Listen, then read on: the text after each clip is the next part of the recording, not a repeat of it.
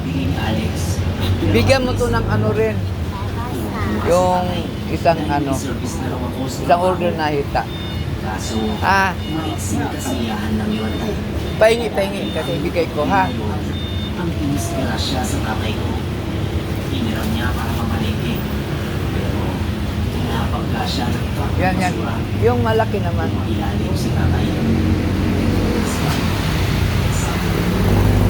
Ano tanghali na ba? Simula ang pangalas ko.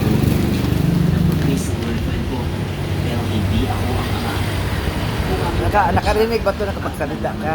Kapagsalita ka. Okay.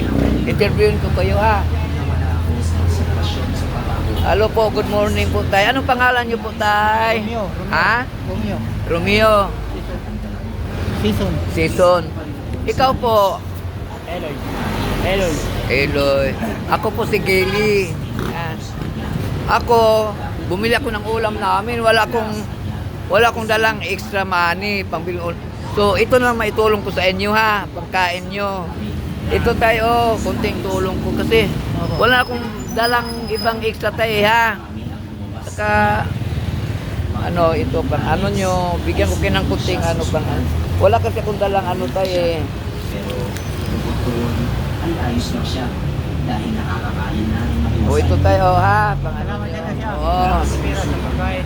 Sige, ingat kayo palagi tayo ha. Ako, very good po. Oo. God bless po. Ikaw rin, alagaan mo mabuti si tatay.